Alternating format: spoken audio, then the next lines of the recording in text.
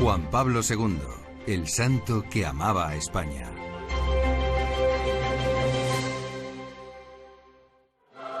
Sancte Romane Ecclesiae Cardinalem Wojtyła. Para muchos es una figura colosal, para otros un héroe, un santo.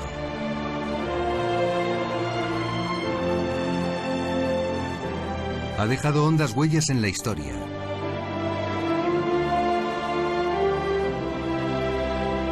Propició el fin del comunismo soviético, la reunificación de Europa, la renovación de la Iglesia.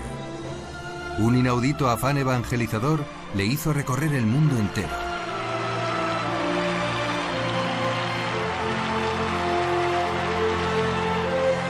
Pero puso sus ojos y su corazón especialmente en un país.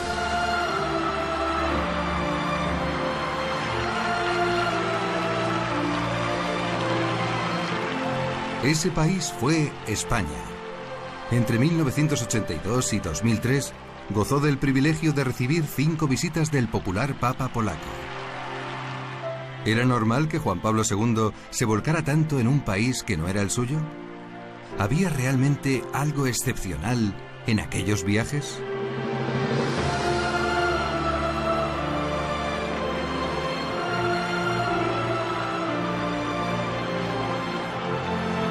Lo que resultaba excepcional era que después del primer viaje de Juan Pablo II a España en el 82, un viaje excepcionalmente largo, visitando virtualmente todo el país, que luego a ese viaje siguiesen otros 4 más, ¿no? Esto es la excepcionalidad. ¿Cómo era el Papa en la intimidad? ¿Cómo se comportaba? ¿Cómo vivía aquellos viajes extenuantes? ¿Qué motivaba tales esfuerzos? Él conoce España a través del Siglo de Oro y a través luego de San Juan de la Cruz y su época. Fue una aproximación a España muy profunda, tanto que se enamoró del personaje de San Juan de la Cruz, lo estudió y le dedicó la tesis doctoral suya. Pues para él era fascinante este país desde muchos puntos de vista. El secreto de su profundo cariño a España lo reveló nada más pisar tierra española en su primer viaje. Pocos comprendieron que no hablaba solo de historia, sino del futuro.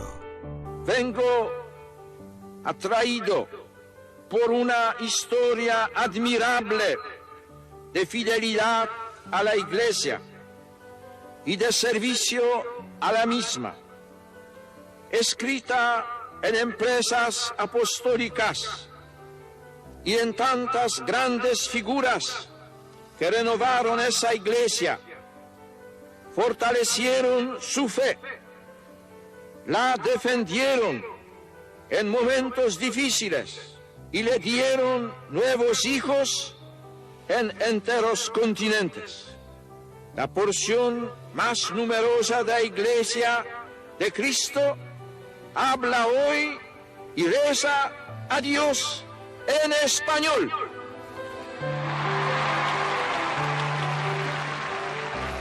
Dijo aquella frase tan importante que la parte más importante de la cristiandad habla y reza a Cristo en español. Es verdad, yo creo que él se daba cuenta del peso enorme y en el fondo vino a señalar la llegada del Papa Francisco, es decir, porque vino a señalar el peso enorme de la cristiandad hispánica.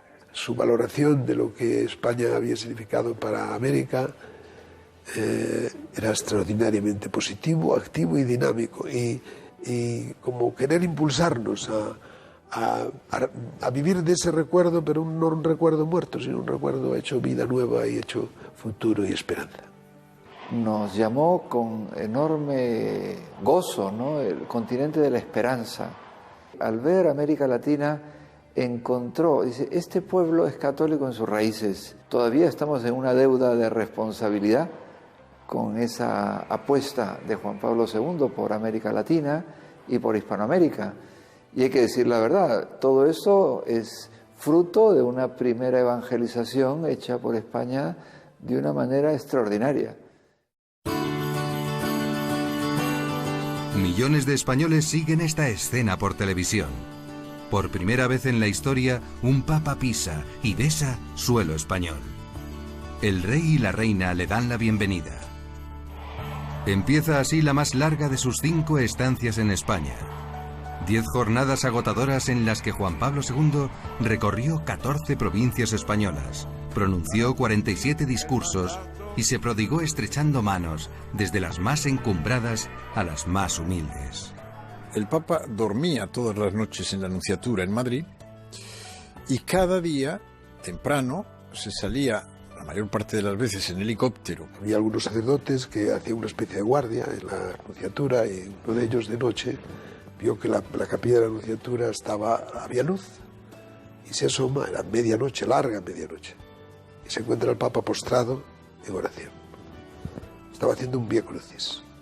El sacerdote le dije: Santo Padre, pero si mañana la tarea comienza muy temprano. Y le dije: usted conmigo. ¿Qué situación atravesaba la Iglesia en España en aquellos años?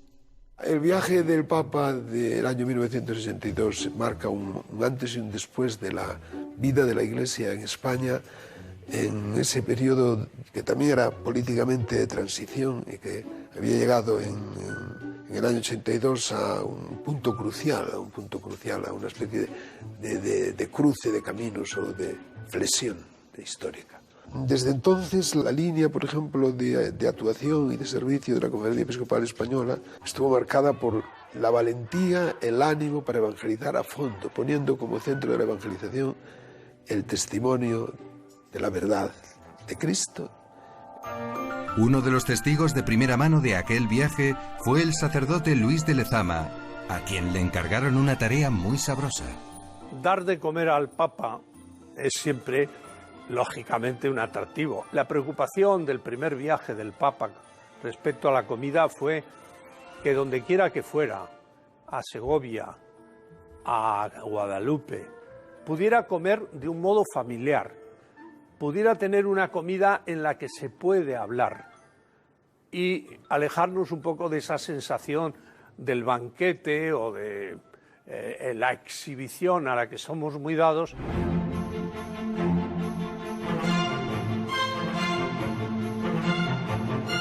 La primera etapa le llevó a Ávila, a clausurar el 4º centenario de la muerte de Santa Teresa, pretexto oficial de este viaje. Le aguardaban anhelantes 2.500 monjas de clausura de 26 congregaciones diversas.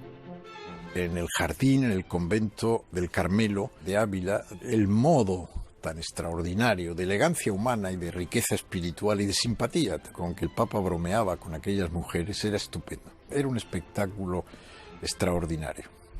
Los españoles son fuertes gracias a vosotros. El Papa les anima a seguir rezando por las vocaciones religiosas y los sacerdotes. Sé que lo hacéis y os lo agradezco vivamente. Gracias.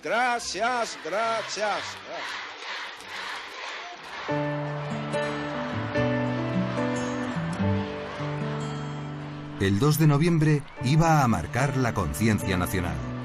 Su homilía en la Plaza de Lima fue memorable. El conjunto de los discursos que el Papa pronunció en ese viaje son una obra maestra, en mi opinión. Y puedo decir que aquellos discursos fueron trabajados personalmente por él. Con fuerza profética, da doctrina sobre el divorcio y la contracepción. Que no le es lícito al hombre separarlo que Dios ha unido. Todo acto conyugal debe permanecer abierto a la transmisión de la vida.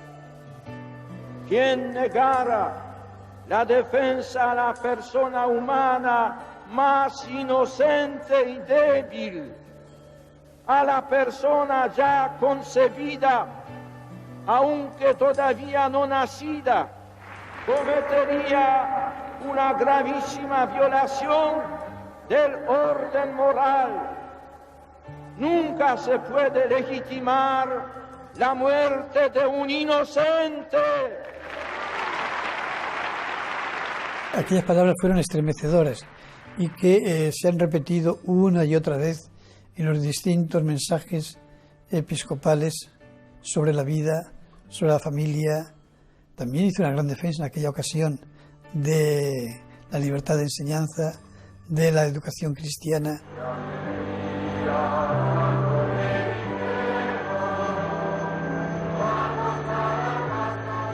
El miércoles 3 celebró la Eucaristía en el barrio obrero de Orcasitas.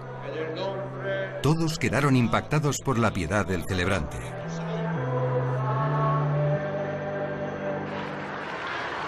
Antes se había reunido en la universidad con docentes y alumnos. Estos apenas dejaban hablar al Papa con sus gritos y vítores. ¿Queréis bendición?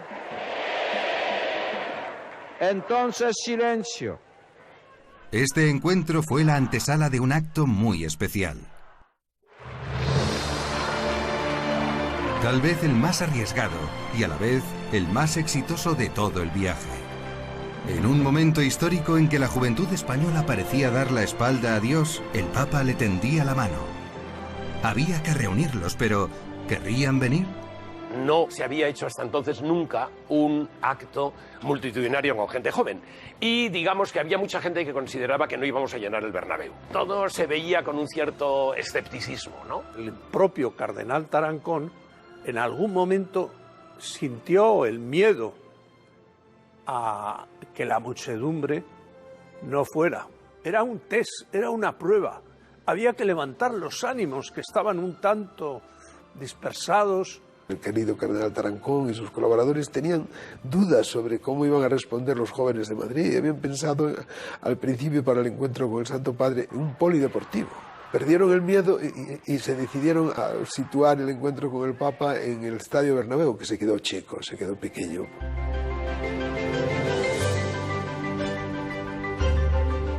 Ignacio Vicens, joven arquitecto en aquel tiempo, quería hacer algo diferente, joven, moderno.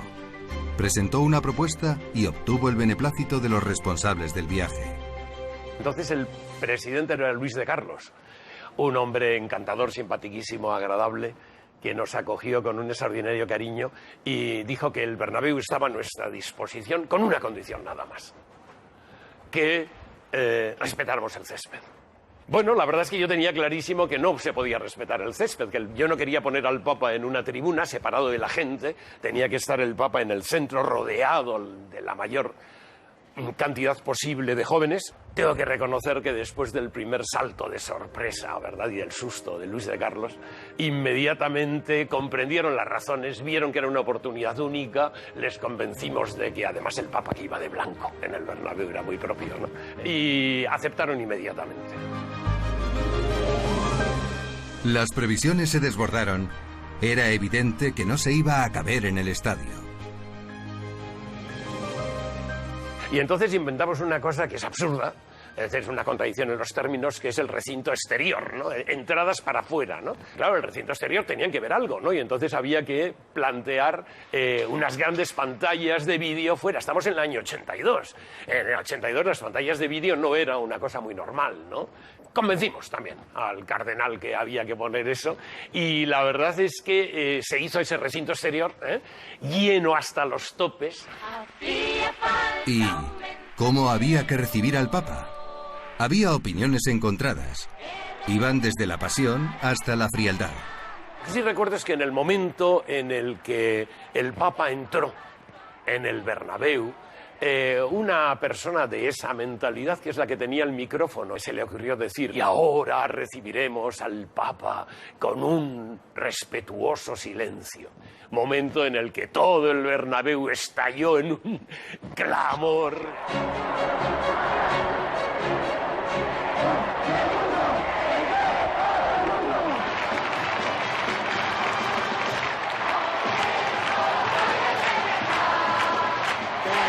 Los jóvenes vitoreaban al Papa, banderas, gritos, canciones, mientras Juan Pablo II recorría el recinto en un papamóvil muy especial. SEAT había sacado un nuevo modelo que era el Panda. Yo creo que la gente ya no se acuerda de ese coche, que era muy sobrio, muy sencillo, muy barato y que era el coche que en caso de que algún estudiante tuviera un coche era un Panda, ¿no? Y entonces decidimos que el Papa tenía que ir en el Panda. Fui a ver al presidente de SEAT y sobre un folleto del Panda, directamente sobre el folleto, le dije, me cortas por aquí, quitamos toda la capota, ponemos aquí, se pinta de blanco, se tapiza también de blanco, tenemos que ponerle una barra para que el Papa vaya subido y tal, y un Panda. Ya en el escenario, el rostro del Papa reflejaba una emoción difícilmente contenible. El Papa se quedó francamente impresionado, vio la Virgen, vio todo, y ahí empezó un acto que es sencillamente inolvidable.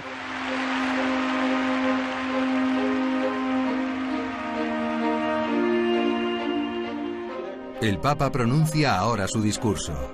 Y vosotros, jóvenes españoles, vencéis el mal con el bien cada vez que, por amor y a ejemplo de Cristo, os libráis de la esclavitud de quienes miran a tener más y no a ser más.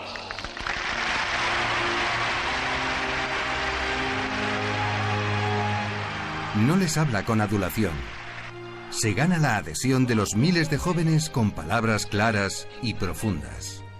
Con los criterios sólidos que saca de su convicción cristiana, el joven cristiano no caerá en la inseguridad y la desmoralización, ni se refugiará en vacíos paraísos de evasión o de indiferentismo. Ni la droga, ni el alcohol, ni el sexo, ni un resignado pasivismo acrítico, eso que vosotros llamáis pasotismo. Una de las personas con las que pasé esos 3 días, claro, trabajando y 3 noches aquí, trabajando a todo plan, era un chico joven, magnífico, muy buena gente, pero no tenía fe. Esa persona, solo escuchando al Papa, se convirtió.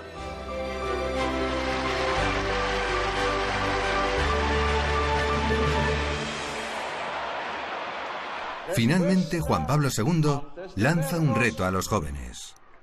La juventud de un país rico de fe, de inteligencia, de heroísmo, de arte, de valores humanos, de grandes empresas humanas y religiosas, querrá vivir al presente, abierta a la esperanza cristiana y con responsable visión del futuro.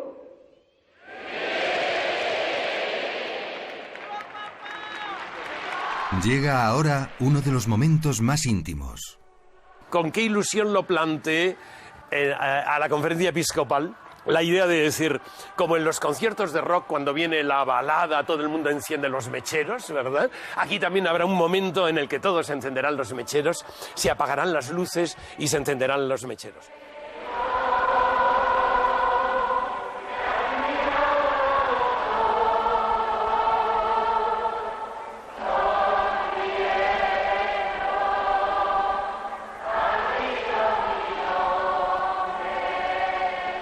Le impresionó tanto esa canción de Gavarain que le he oído, incluso después, cantarla en solitario, medio silbarla, oírle silbar por los pasillos de la Nunciatura de Madrid.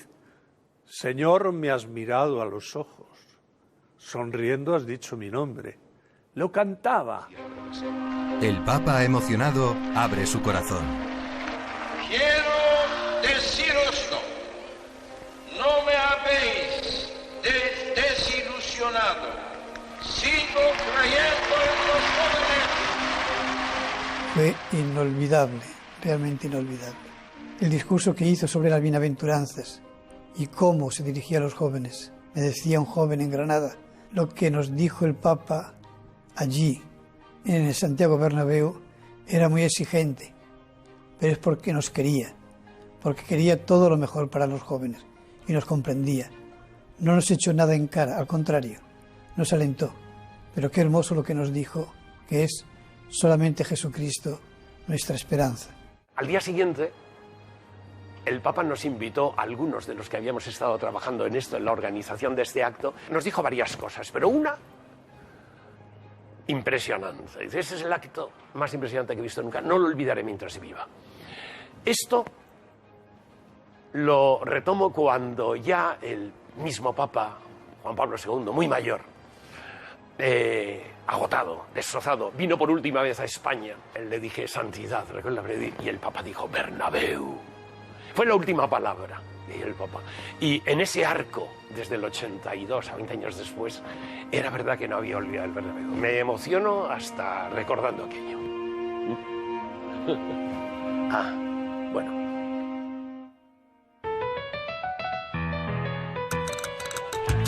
¡Qué maravilla! El Papa está en Sevilla. El Papa llegaba a Sevilla tras visitar Toledo, Segovia y el Santuario de Guadalupe en Extremadura.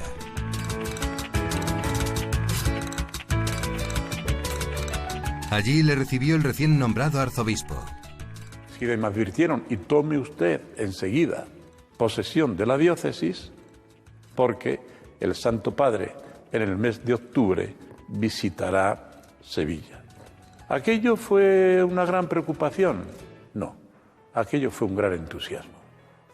Y si había preocupación era por ser fieles a lo que la Iglesia de Sevilla pues quería y lo que el Santo Padre pues necesitaba decir a esa Iglesia en esos momentos. En Sevilla, el Papa beatifica a Sor Ángela de la Cruz. Se habían previsto 500.000 personas y aparecieron más de 1 millón. De madrugada, ya había millares de personas rezando o confesándose. Fue tanta la alegría y piedad que el Papa comentó: si San Agustín decía que el que canta reza 2 veces, ¿cuántas veces reza el que baila? En todo el mundo se reza y se canta, pero en España se reza, se canta y se baila. Los detalles de ese viaje son innumerables. Se le quedó profundamente grabado la letra de una sevillana: no te vayas todavía, no te vayas todavía. Y esto lo repitió muchas veces. En cuanto había una audiencia, había un grupo de Sevilla, o en fin, personalmente, pues las entrevistas pues personales, o simplemente los saludos, a veces protocolarios, siempre repetía la misma frase: no te vayas todavía. No te vayas todavía, no te vayas, por favor, no te vayas todavía, que hasta la guitarra mía llora cuando dice adiós.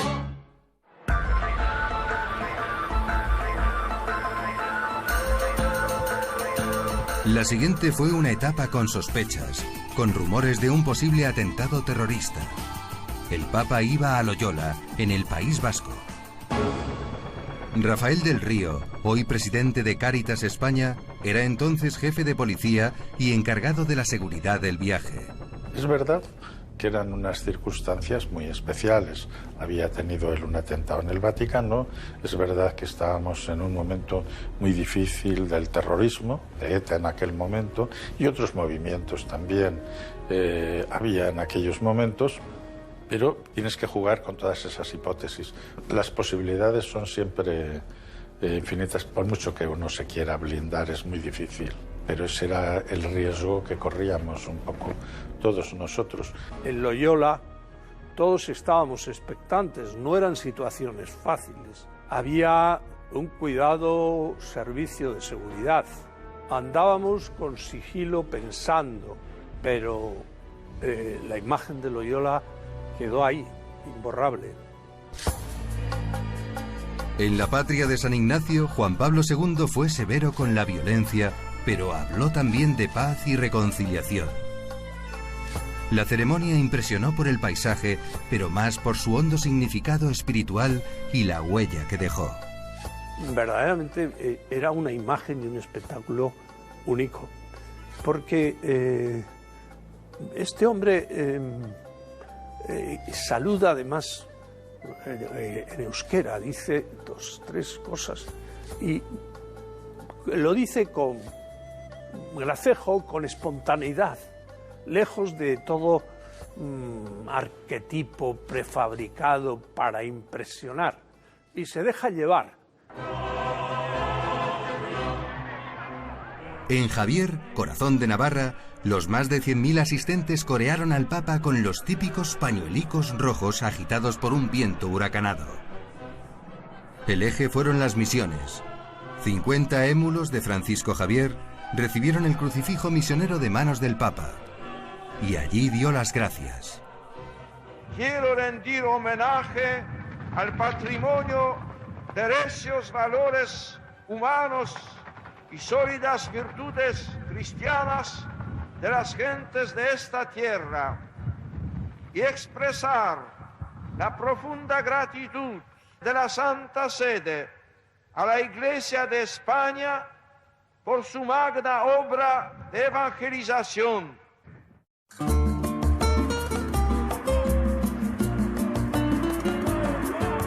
En Zaragoza, la jornada empezó ante 40.000 niños y un numeroso grupo de ancianos.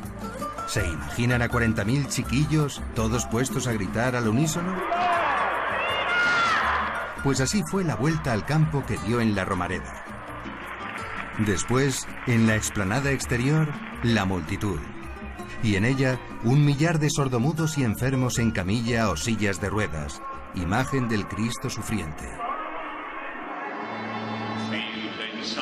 De allí a la Virgen del Pilar. El Papa oró ante el Santísimo y veneró largamente la tradicional imagen. Luego apoyó la mano en el pilar que la sostiene y besó piadosamente la estatua.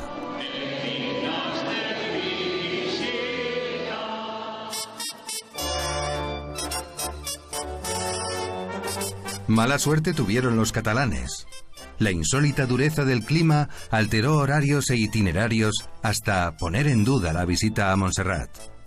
Pero, ¿cómo iba Juan Pablo II a decepcionar a los 50.000 heroicos peregrinos que le esperaban allí la noche entera? Fue dramático lo de Montserrat porque llovía, el mal tiempo, la ventisca y la lluvia, y él permanecía absolutamente sereno, a pesar de que teníamos dentro y fuera del santuario un verdadero caos por las circunstancias de la lluvia, del viento y del frío que hacía en Montserrat. Entonces se decidió que aterrizara en el aeropuerto y llevarlo en coche a Montserrat. Pero ese dispositivo alternativo también estaba preparado ya anteriormente en la Junta de Seguridad. Emocionado, el Papa se arrodilló ante la moreneta, le besó el pie una y otra vez. Luego acudió a la Sagrada Familia, abarrotada de público que llevaba horas esperando bajo la lluvia y el frío. Por la tarde, en el recinto ferial de Montjuïc, defendió con decisión la justicia social. El antiguo obrero de Polonia propuso solidaridad y amor frente a las falsificaciones burguesas del Evangelio. El trabajo tiene en sí una fuerza que puede dar vida a una comunidad, la solidaridad. Había dejado de llover cuando el Papa se dirigió al campo del Barça, en el que se celebraría una ceremonia litúrgica muy cuidada. Allí dejó claro el origen divino de la Iglesia frente a los falsos reformadores. La Iglesia ha sido constituida por Cristo y no podemos pretender hacerla según nuestros criterios personales.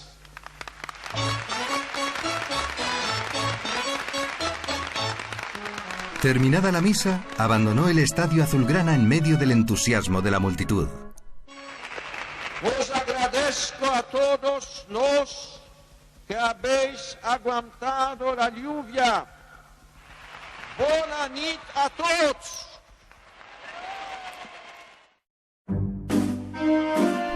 El buen tiempo volvió a sonreír en Valencia. El acto central fue la ordenación de 141 sacerdotes. En la Eucaristía el Papa consagró con el famoso cáliz que se conserva en la Catedral de Valencia. según la tradición, fue el que utilizó nuestro Señor en la última cena. De Valencia se llevó también un recuerdo gastronómico. Evidentemente, el Papa era sobrio, pero le gustaba siempre, continuamente, el zumo de naranja, y también recuerdo en un momento dado nos habían enviado una buena horchata de chufas y lo tomaba en el desayuno. El periplo por la península acabó en Santiago, meta de peregrinos de toda Europa. Quedó fascinado de la fachada del Obradoiro, también con una cierta perplejidad simpática por otro lado, cuando le hicieron el botafumeiro, aquella cosa enorme que él no había, nadie se lo habíamos explicado aquello cómo funcionaba, y quedó fascinado de aquella cosa enorme. La verdad es que fue un crescendo de entusiasmo desde Madrid hasta Santiago de Compostela, que fue cuando dijo adiós a España, dejándonos el discurso sobre la Europa cristiana más hermoso y más importante que yo he escuchado nunca. Un discurso europeísta, diciendo: Europa, sé tú misma, aviva tus raíces. Yo, obispo de Roma y pastor de la Iglesia Universal, desde Santiago, te lanzo, vieja Europa, un grito lleno de amor. Vuelve a encontrarte. Sé tú misma. Descubre tus orígenes. Aviva tus raíces. Revive aquellos valores auténticos que hicieron gloriosa tu historia. Es decir, una Europa que pensara con sus propias raíces, esas raíces cristianas que había recibido desde el Atlántico a los Urales. Y esa frase martilleó la conciencia de centenares de millones de personas en Centro Europa y el este europeo, y se convirtió en un lema que ayudó definitivamente a configurar qué tipo de cambio se debía producir en toda Europa. 7 años después caía el muro de Berlín. La libertad volvía al este. En Santiago, el Papa había soñado ya ese milagro. El 10 de octubre de 1984 hizo una escala en Zaragoza. Fue su estancia más breve, apenas 15 horas, pero por un motivo muy especial. El programa era andar a Santo Domingo y celebrar allí el 500 años de la evangelización, no ya tanto o solo del descubrimiento de América, sino evangelización de América Latina, sobre todo. El Papa decidió que por razón histórica, mejor dicho, de justicia histórica, ese viaje se debía iniciar pasando por España. Se eligió Zaragoza porque el Papa quería rezar ante la Virgen del Pilar. Lo hizo ante la imagen y la Santa Columna, donde, según la tradición, la Virgen se apareció en carne mortal al apóstol Santiago. Luego retó a los españoles: sed firmes en la fe como este Pilar de Zaragoza. Allí ya en el Pilar preanunció esto que ha sido tan característico de su pontificado y que en estos momentos está siendo la clave del pontificado del Papa Francisco, como lo fue también del Papa Benedicto: impulsar una nueva evangelización. Él justamente hizo toda una defensa de esa primera evangelización, haciendo ver que había sido realmente una siembra de un tesoro de la fe y que había sido 500 años de vivir nosotros en América de esa siembra de mártires, de santos que dieron mucho fruto. Creo yo que España sigue teniendo esa responsabilidad de ser la madre patria. Todavía esperamos mucho de ella en esta nueva evangelización. Tras recibir la llave de la ciudad, Juan Pablo II improvisó sin papeles. Yo pienso que con esta llave simbólica se podría abrir todas las habitaciones internas, todos los corazones de los ciudadanos y de los fieles de esta Zaragoza, de esta ciudad que es muy privilegiada por tener el santuario de la Madonna del Pilar, padrona y madre de la Hispanidad.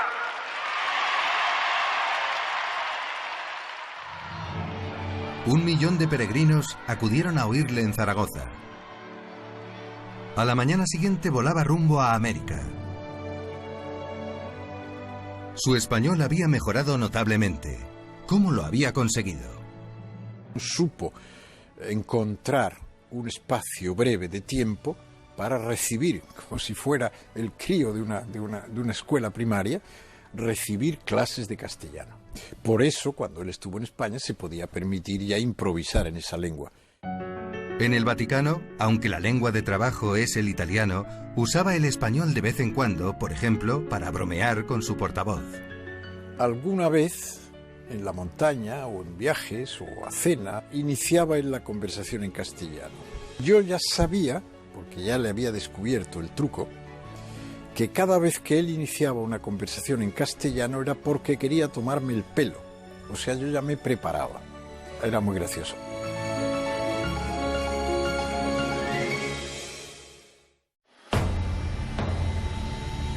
Volvió menos de 5 años después y se quedó 3 días. En el mismo aeropuerto se dirigió a los jóvenes. Ellos eran el motivo de su viaje. Quiero invitar a los jóvenes a que abran sus corazones al Evangelio de Cristo y sean sus testigos. El Papa venía con fiebre, llegó con fiebre a Santiago el sábado por la mañana. No quiso que se notase, pero los que estábamos muy cerquita de él lo estábamos viendo. Se entregó absolutamente y completamente a los jóvenes de una forma como él lo hacía. Juan Pablo II se vistió de peregrino. Revivía así el espíritu de las peregrinaciones que desde hace siglos traen a millones de europeos a la tumba del apóstol Santiago.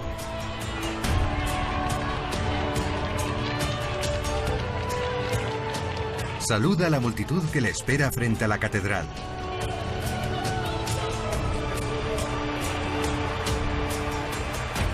Pasa la mano por la columna del pórtico de la gloria como acostumbran los peregrinos. Arrodillado ante la imagen de Santiago, le pide por la juventud de todos los pueblos de la tierra. Somos los jóvenes del 2000. Y llegó el deseado encuentro con los 500.000 jóvenes venidos para la 4ª Jornada Mundial de la Juventud. El Papa les anima a seguir sin miedo a Cristo, que es el camino, la verdad y la vida.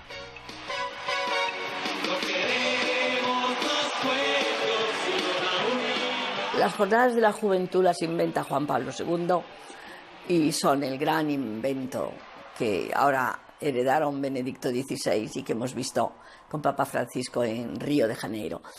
La verdad es que yo creo que la de Santiago de Compostela fue muy importante, porque ya ese muro de Berlín se estaba tambaleando, ese sueño que llamaban los franceses la utopía boitigua, o sea, esa Europa unida de los Urales al Atlántico en sus raíces cristianas, era el gran sueño de Juan Pablo II, ya era casi una realidad.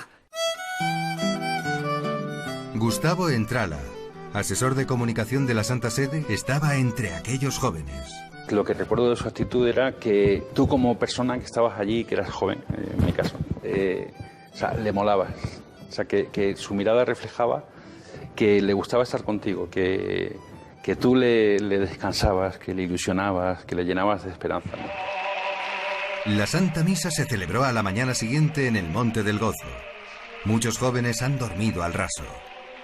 y allí durmieron pues todos muy polvorientos, encima con una noche de rocío fría, y él les animó hablándoles del sol que amanecía, pero que rompió el sol y venció la niebla típica compostelana, y que el sol era Cristo, que era la luz para sus vidas, y cuando les animó a no tener miedo a ser santos, que es una frase muy, muy famosa. Fue horrorosa la noche, ¿no? Y no pudimos dormir nada, ¿no? Y estábamos todos como sucios, ¿no? De habernos lavado y tal. Y recuerdo que llegó el Papa en helicóptero y empezó a decir buenos días, así como que nos despertó, ¿no? Noche pasada, noche fría. También aquí, en este monte de gozo, noche oscura, noche pasada. Buenos días. Y claro, es que un gesto de ese estilo de una persona como Juan Pablo II es que te gana. O sea, no resulta nada protocolario, resulta muy cariñoso, muy directo, ¿no? El mensaje de la homilía es fuerte. Para un católico el servicio no es mero sentimiento humanitario, es imitar la entrega de Cristo en la redención. No tengáis miedo a ser santos, les dijo. ¿No era exigir demasiado? A mí me daba la sensación de que se estaba dirigiendo a un miembro de la familia a quien le decía, oye, que lo que te han transmitido tus padres es esto, estas son tus raíces, no las pierdas, al contrario, mantente arraigado, pero suelta tus alas para seguir volando y seguir dando y seguir llevando el mensaje de Jesucristo a todo el mundo. Una maravilla ver a aquella gente. Algunos de ellos me dijeron, yo no soy católico. Me decían más o menos 3 cosas.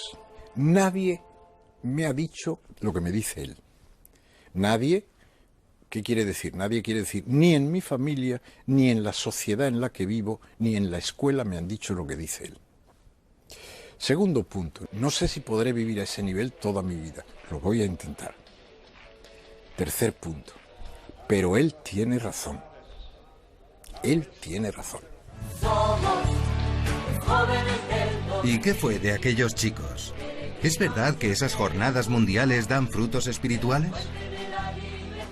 En todos los viajes ha habido posteriormente nuevas vocaciones, después de la jornada de Santiago, pero también después de la jornada que tuvo en el aeródromo de Cuatro Vientos.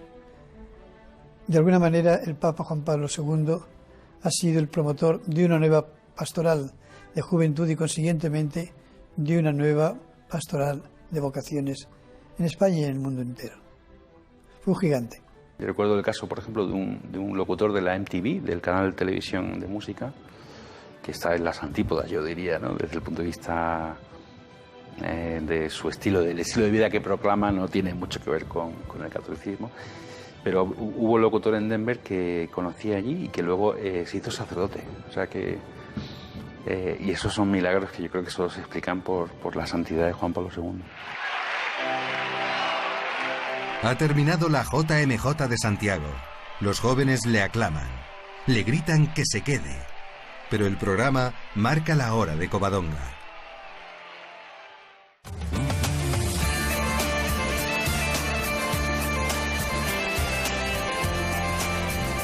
De Santiago marchó a Asturias. Aquí, al amparo de la Virgen de Covadonga, sobrevivió el cristianismo tras la invasión musulmana. Aquí empezó la reconquista de España.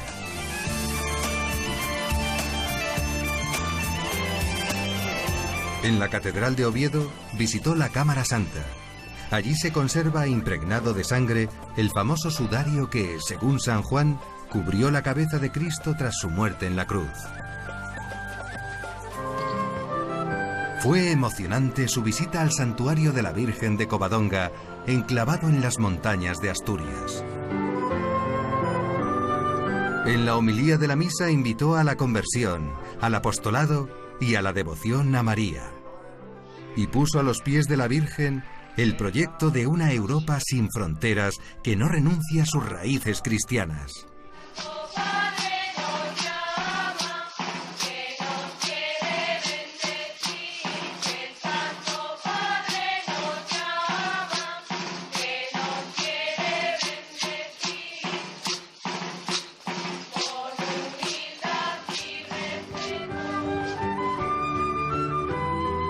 Como buen deportista y antes de regresar a Roma, quiso dar un paseo por la montaña y disfrutar del bello paisaje asturiano.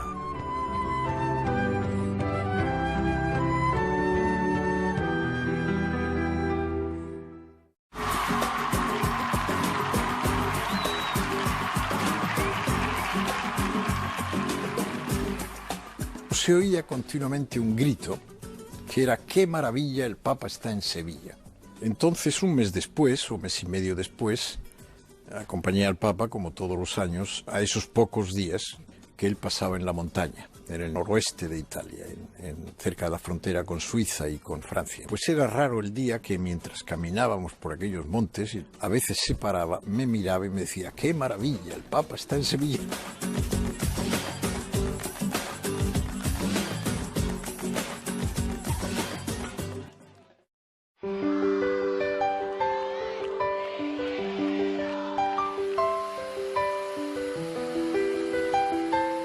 Día grande aquel 15 de junio, cuando Juan Pablo II hizo en Madrid su última parada para dedicar la recién terminada Catedral de la Almudena.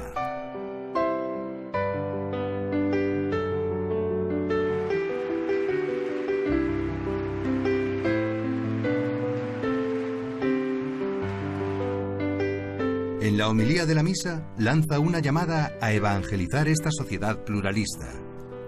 La religión no puede reducirse al ámbito privado.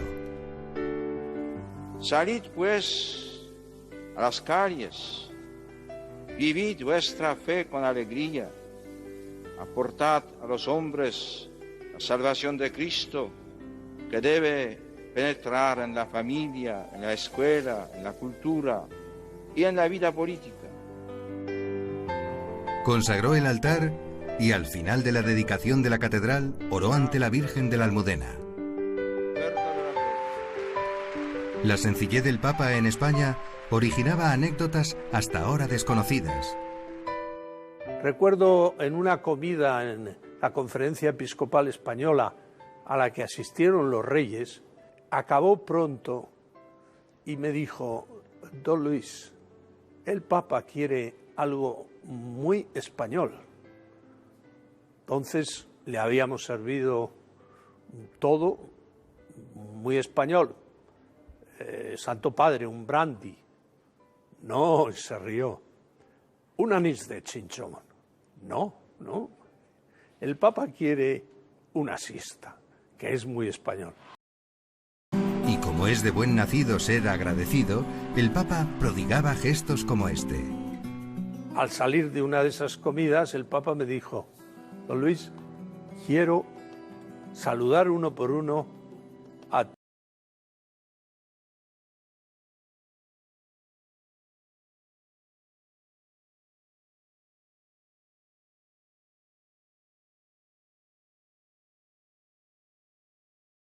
y estuvo charlando con ellos, como se ve en la foto, como si tal cosa. Madrid siguió pendiente de Juan Pablo II. Más de 1 millón de personas acudieron a la Plaza de Colón. El Papa canonizó allí a Enrique de Osó, fundador de la Compañía de Teresa de Jesús. Cientos de globos pusieron en el aire un color festivo.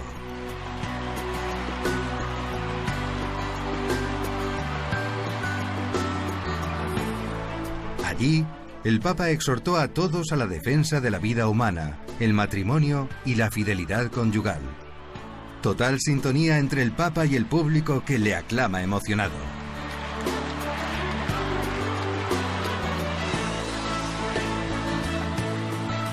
Terminada la misa, el Papa se llevó una sorpresa y un recuerdo íntimo. Se encontró en la sacristía, la pequeña sacristía que había en aquel palco, una cosa que era el retrato de su padre y de su madre. Se quedó mirando aquello y dijo: esto me lo llevo yo para mí. Tengo que decir que aquellos 2 pequeños retratos, que eran de un tamaño así, en un portafotos de plata, estaba en la mesilla de noche de Juan Pablo II el día que él murió.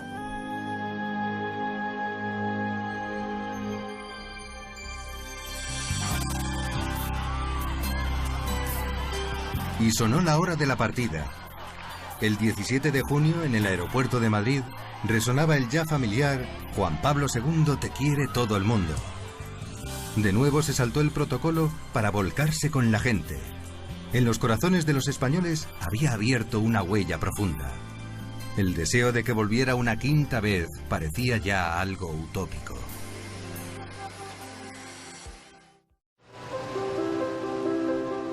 Pero volvió. Ya no era el papa maratoniano del principio, sino el anciano de prestigio casi legendario que apenas andaba. ¿Qué motivó ese esfuerzo extremo? Yo creo que Juan Pablo II en ese viaje se quería despedir de España y se quiso despedir de los jóvenes. Sabía que estaba muy enfermo, que ya le quedaba muy poco tiempo de vida, le costaba moverse, le costaba hablar, en fin, ese Parkinson. Ya habían pasado años, ya no era el papa de apariencia joven del primer viaje del 82, y sin embargo en aquel encuentro con los jóvenes se debió pues disfrutar, conectar emotivamente y conectar conceptualmente con toda la gente que había allí. En la tarde del 3 de mayo de 2003, el aeródromo madrileño de Cuatro Vientos rebosaba de jóvenes. Le habían dicho que a lo mejor había pocos, y me acuerdo que el Papa contestó, aunque sean muy pocos, pero los pocos que sean, yo quiero decirles adiós. Y se organiza Cuatro Vientos, y fue algo verdaderamente multitudinario y maravilloso. Me pidieron en Roma que, a ser posible, no hubiera ningún tipo de desplazamiento. Iba en silla siempre, pero el desplazamiento era difícil. Entonces, decidí que iba a poner el muro, permitía que el Papa, después de dar la vuelta en el papamóvil, subiera por detrás. Subía el Papa y aparecía luego ya en la silla, ¿verdad? De alguna manera casi misteriosa. Se palpaba el cariño de los jóvenes. Habían inventado nuevos eslogans como Juan Pablo campeón, te queremos un montón, contigo Santa María y además la Eucaristía. Incluso le llamaron torero. Eran cerca de 600.000 los participantes en ese caluroso homenaje. Impresionaba la mutua simpatía entre los jóvenes y el entrañable octogenario que bromeaba con ellos. Un joven de 83 años.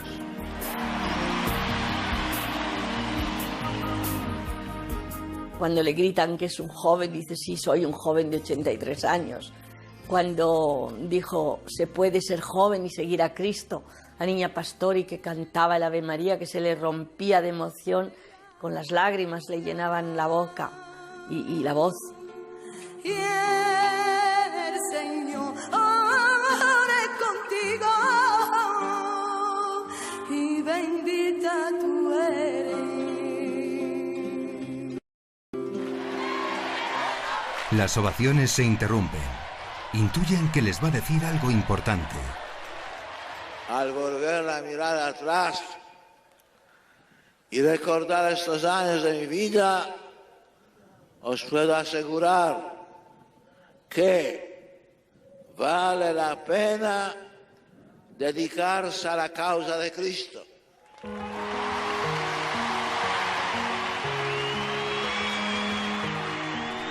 Los testimonios de algunos jóvenes entregados a Dios en el mundo, en el sacerdocio o en el claustro, avivaron un clima cada vez más ardiente y sobrenatural. Nunca os dejéis desalentar por el mal. Para ello necesitáis la ayuda de la oración y el consuelo que brota de una amistad íntima con Cristo. El entusiasmo levantó olas al estilo de los estadios de fútbol.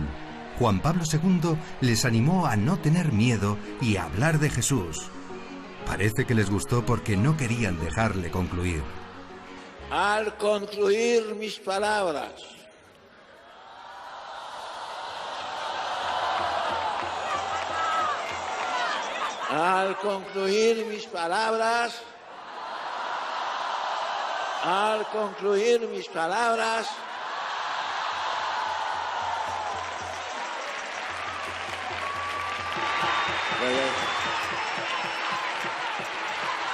quiero invocar a María, Santa María, Virgen Inmaculada, reza con nosotros, reza por nosotros.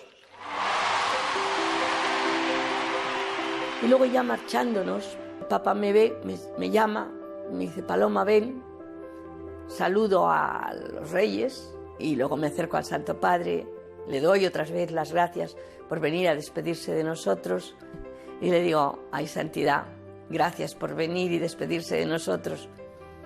Y dice, estoy muy feliz, hija, porque qué grandes santos, qué gran juventud, qué grande es España. Entonces, como fue tan bonito diciéndome eso, qué grande España, qué grande juventud, qué grandes santos, le digo, santidad, España como Polonia. Y me dijo, España más, hija, España más.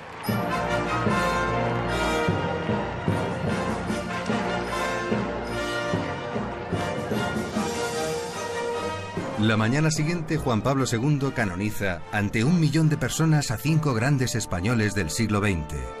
Pedro Poveda, José María Rubio, Genoveva Torres, Ángela de la Cruz y Maravillas de Jesús. Sus vidas prueban que la savia cristiana sigue pujante en esta tierra de María. En este marco memorable, las recomendaciones del Papa resonaron como un testamento. El sucesor de Pedro, peregrino en tierras españolas, os repite, España, siguiendo un pasado de valiente evangelización, sé también hoy testigo de Jesucristo resucitado.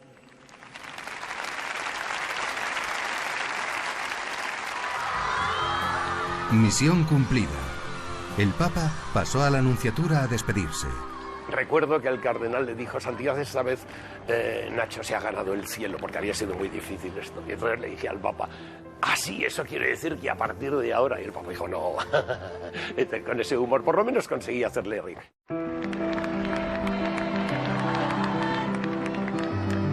Y llegó el doloroso momento del adiós. Los reyes estaban conmovidos. Le abrazaron, le besaron y hasta se arrodillaron ante el ahora santo. Terminaban así sus visitas, pero ¿se reduce a 5 viajes todo su legado a España? ¿No tuvo otras manifestaciones?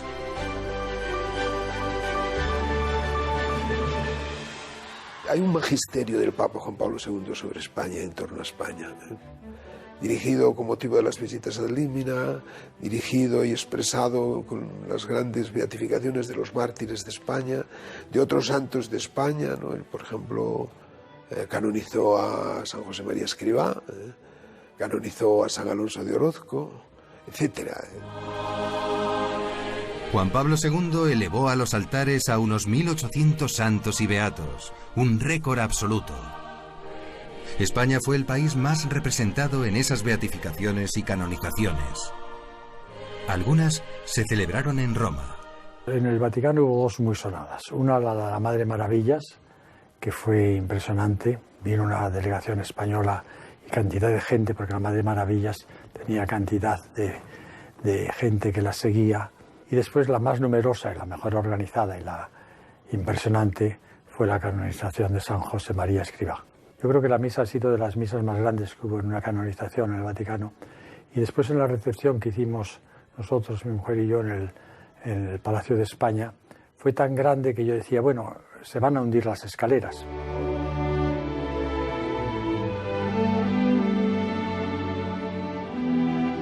El interés de San Juan Pablo II por España no se limitó a ceremonias como estas o a sus viajes.